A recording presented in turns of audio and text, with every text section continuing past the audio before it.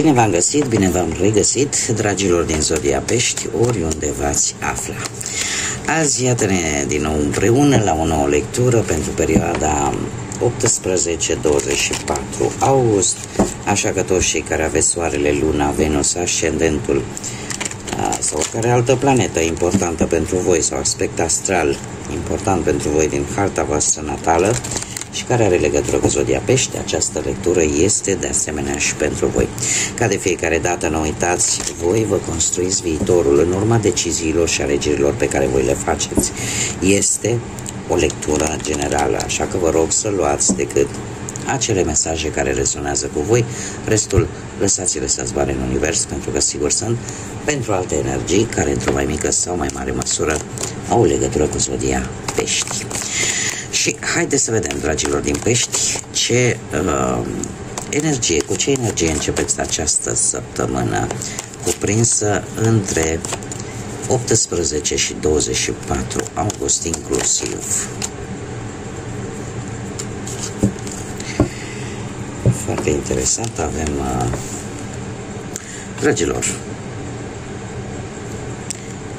voi aveți o energie, nu că bună, foarte bună, ceva veți celebra, vreun eveniment important, vreo victorie, recunoașterea unor merite, ceva legături poate cu Zodia Rac, dacă nu, poate o mutare, cum am mai spus, o călătorie, o schimbare,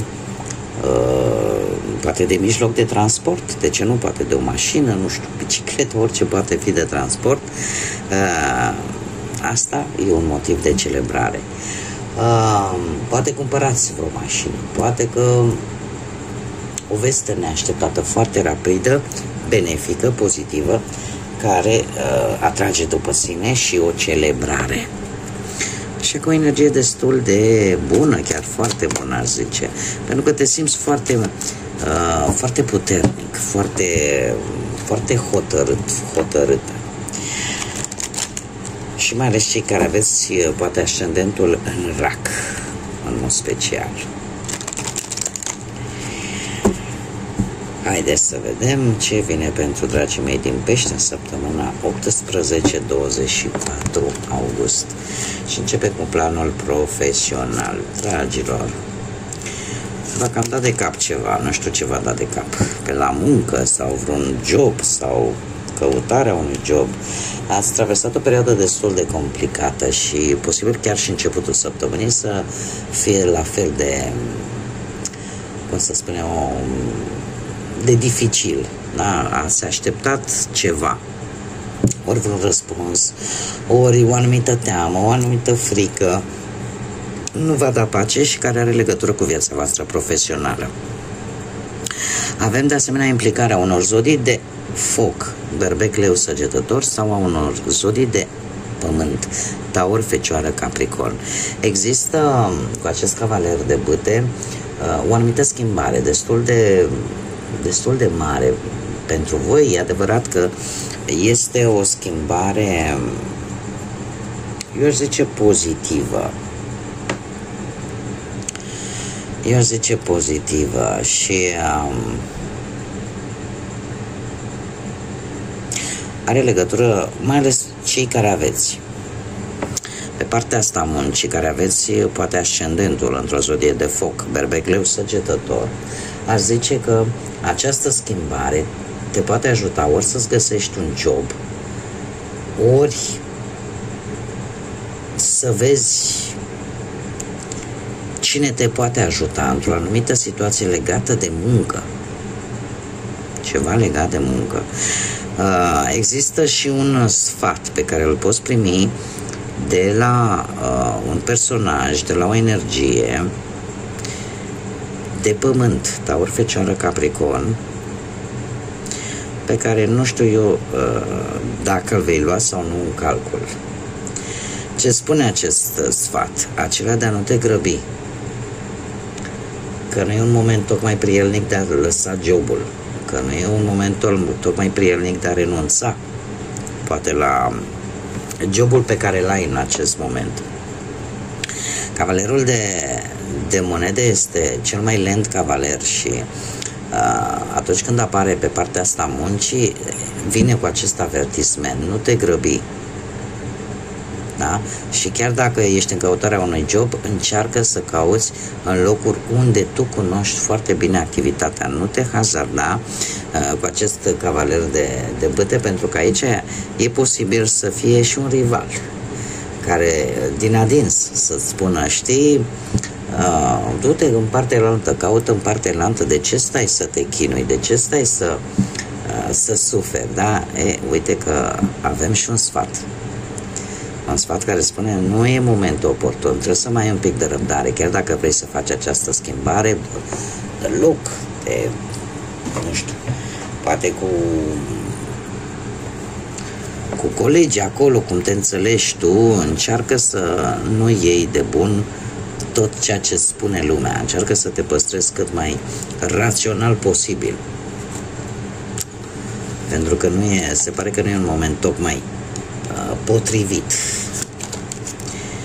pentru o schimbare de job, chiar dacă ceva aici nu te lasă în pace, nu te poți odihni. Există o nemulțumire aici. Sau pur și simplu aștept să se schimbe ceva și parcă nu se mai schimbă, poate la locul de muncă actual sau în ceea ce privește găsirea unui job. Pe partea bănuților, dragii mei din Pești, o veste, un secret. Dar e ceva aici care mă intrigă. Avem așa zodia Leu, zodia Vărsător. Dragii mei, eu ar spune că pe partea banilor ar fi foarte indicat în această săptămână, în primul și în primul rând, nu faceți cheltuieli foarte mari, chiar dacă banii sunt, chiar dacă poate vă simțiți norocoși, nu știu. Banii nu vor lipsi, totuși. Acum nu dați cu ei în stânga și în dreapta și în mare parte bine ar fi totuși să evitați și să dați împrumut, și să luați. De ce? Pentru că acest 8 de spade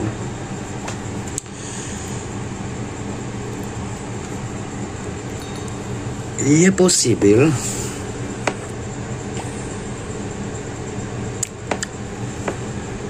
eu aș zice că veți fi tentat să cumpărați ceva de valoare care să coste niște bani.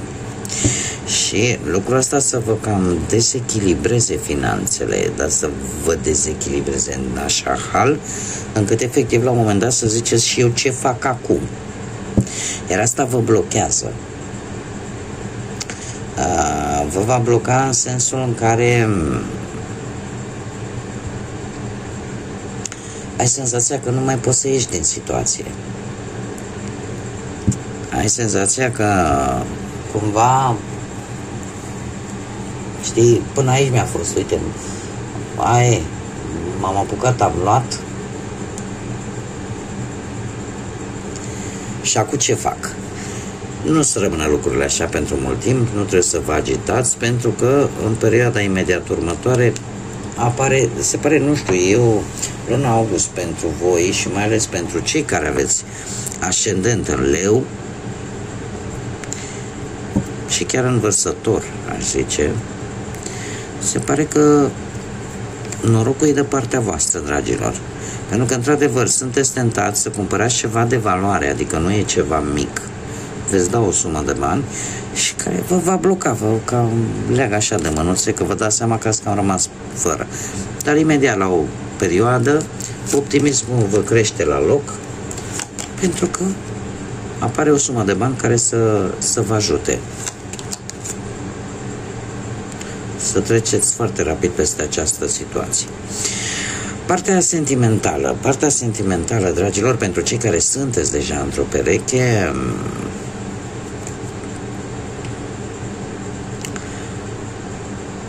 aș zice că o perioadă în care simțiți nevoia să vă bucurați de relația voastră.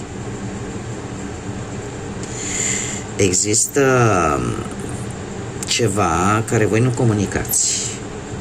Orică aveți o problemă de sănătate, orică e ceva în interiorul vostru, orică simțiți nevoia de odihnă, că simțiți nevoia, nu știu,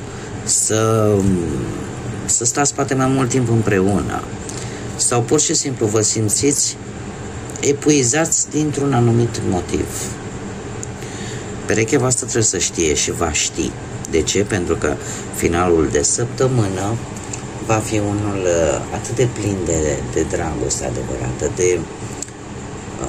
de pasiune, de atracție, de echilibru, de sentimente reciproce. Este o perioadă în care cumva lucrurile vor merge foarte mult pe înțelegerea unuia față de celălalt. Și ceea ce voi încercați oarecum să nu arătați, se va vedea, pentru că veți avea această conexiune atât de faină, în care poate partenera voastră va afla ce vă frământă și va fi acolo lângă voi și apare acest moment de așa o ternură frumoasă și o tandrețe. Cei singuri, dragilor, voi cei singuri, cred că sunteți singuri de foarte puțină vreme. O schimbare bruscă, un eveniment brusc în viața voastră sentimentală face ca efectiv să nu vă mai uitați înapoi. Forma aia sănătoasă de a da bir cu fugiții și de a căuta pur și simplu în altă parte. Nu știu dacă renunțați brusc la o relație, dacă ceva se întâmplă și ieșiți dintr-o relație într-o manieră foarte bruscă și inevitabilă.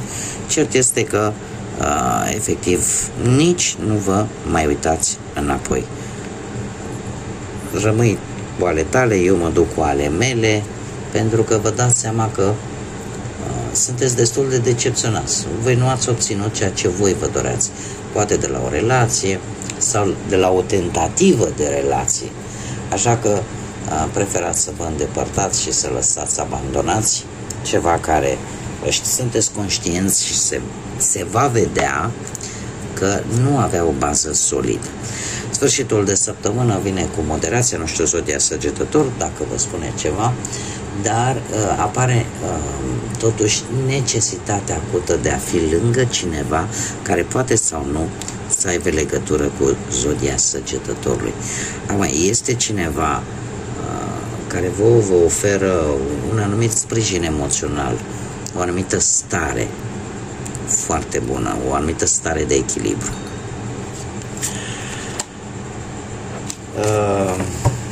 Haideți că nici nu ne-am amestecat. Haideți să vedem ce ultim mesaj am pentru voi în această săptămână, care este mesajul general pentru dragii mei din Pești în săptămâna 18-24 august. Și avem 45, numărul 9, care îmi vorbește de închidere de etape, cicluri, capitole din viața voastră și pregătirea pentru altele noi care vor urma să vină. Avem aici o binecuvântare, spune așa, binecuvântat cu scutul și cu ceva care să te țină în siguranță. Este de fapt ideea de a te simți protejat, de a simți că nu ești singură și că într-un fel sau altul e și un număr spiritual, da? Care ne vorbește de acea compasiune umană care poate veni din partea altor persoane de lângă voi, care se pun așa câteodată scut în fața voastră sau, de ce nu, o binecuvântare divină care să-ți ofere această protecție și această siguranță de care voi veți avea nevoie în această săptămână.